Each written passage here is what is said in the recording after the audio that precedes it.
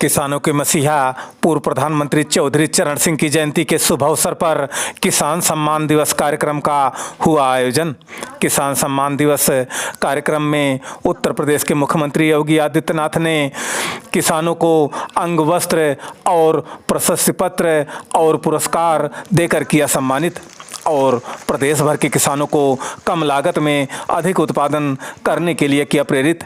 आइए हम आपको रूबरू करवाते हैं किसान सम्मान दिवस कार्यक्रम से और सुनते हैं मुख्यमंत्री जी के संबोधन को।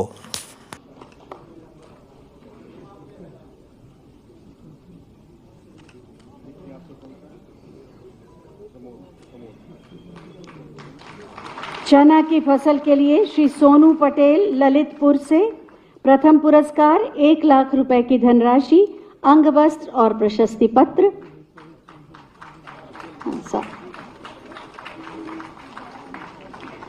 धनराशि इतनी बड़ी और तालियां इतनी कम।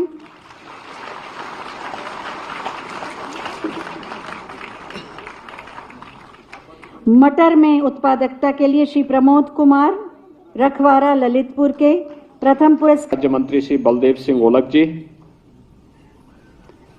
उपकार के अध्यक्ष कैप्टन विकास गुप्ता जी, प्रदेश के मुख्य सचिव श्री दुर्गा शंकर मिश्र जी, अपर मुख्य सचिव कृषि डॉक्टर अन्नदाता किसान बहनों और भाइयों, भारत माता के महान सपूत और महान किसान नेता देश के पूर्व प्रधानमंत्री चौधरी चरण सिंह जी की आज 121वीं पावन जयंती है। इस अवसर पर चौधरी साहब को देश की सेवा के लिए, जीवन में किए गए उनके प्रयासों के लिए स्मरण करते हुए, नमन करते हुए विनम्र श्रद्धांजलि अर्पित करता हूं।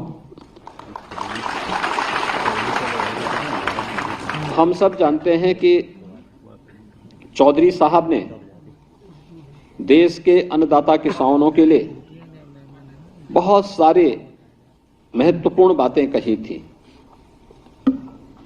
और उस समय जब आबादी भी कम थी और वे स्वयं उन्होंने स्नातकोत्तर की पढ़ाई लॉ से की थी, लेकिन किसान और कृषि पृष्ठभूमि होने के नाते उनका बहुत सारे मुद्दों पर बहुत स्पष्ट राय थी कि जब तक किसान गरीब रहेगा भारत अमीर नहीं हो सकता। ये चौधरी साहब की बातें थी। ग्रामीण भारत ही असली भारत है। भारतवर्ष की समृद्धि का मार्ग देश के खेत एवं खलियान से होकर के गुजरता है, या जागरूक जनशक्ति ही सबसे बड़े लोकतंत्र का आधार है।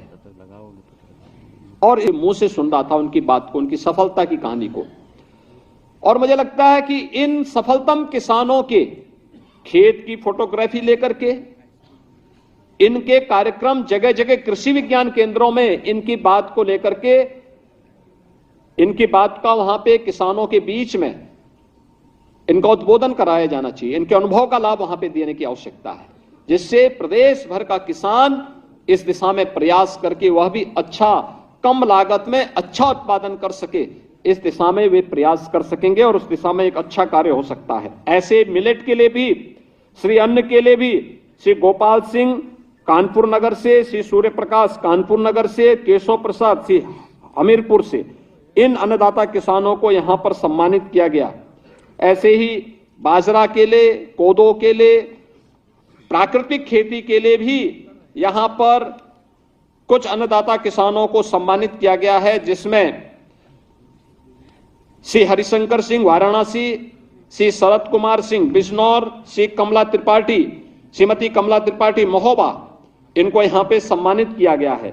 और प्रदेश के अंदर हमारे एफपीओज भी अच्छी संख्या में कार्य कर रहे हैं। रामपुर का है रामपुर कृषक उत्पादक संगठन, इनको पहला पुरस्कार मिला का सम्मान होता है। उसके परिश्रम और पुरुषार्थ के सामने शासन उन्हें नतमस्तक होकर के सम्मान देता है। और यह इसलिए क्योंकि आपका परिश्रम और पुरुषार्थ न केवल उत्तर प्रदेश का सम्मान बढ़ा रहा है, बल्कि उत्तर प्रदेश के विकास की यात्रा का हिस्सा बनकर के उत्तर प्रदेश को देश की बड़ी अर्थव्यवस्था के रूप में स्थापित करने में मदद कर रहा है। आपके परिश्रम का परिणाम है कि हमने अपने कृषि विकास की दर को 9% तक पहुंचाया है, लेकिन इसको आने वाले समय में अगर हमें प्रधानमंत्री जी के विजन के अनुरूप प्रदेश को 2027-28 तक $1 ट्रिलियन की इकोनॉमी बनना है, तो हमें वर्तमान की विकास दर को इससे 3 गुना रफ्तार से आगे बढ़ाना पड़ेगा। और इसके लिए मैं आपका आह्वान करूंगा कि उत्तर प्रदेश में ये संभावना है और इस संभावना को परंपरागत खेती के साथ साथ वेजिटेबल की खेती, स्ट्रॉबेरी, ड्रैगन फ्रूट, इन सब में भी और नेचुरल फार्मिंग की दिशा में भी आप कार्य करेंगे। कल हम लोगों ने यहाँ पे बहुत सारे फैसले किए हैं। खासतौर पर फैसला किया गया, जैसे सरकार ने पहले कहा कि निजी ट्यूबवेल जितने भी लगाए गए हैं प्रदेश के अंदर पहले थे, उनको हम फ्री में बिजली की कार्रवाई देने की कार्रवाई की दिशा में आगे बढ़ रहे हैं, जिससे उन किसानों पर एक बोझ अतिरिक्त कम किया जा सके। दूसरा, डीजल से चलने वाले जितने भी ट्यूबवेल हैं उनको हम सोलर पैनल देकर के डीजल की बचत करने की दिशा में हम आगे बढ़ने जा रहे हैं। और इसमें प्रदेश सरकार की सब्सिडी को बढ़ाने की प्रक्रिया के लिए भी कल एक बैठक करके हम उसको फाइनल दिशा में आगे बढ़ चुके हैं।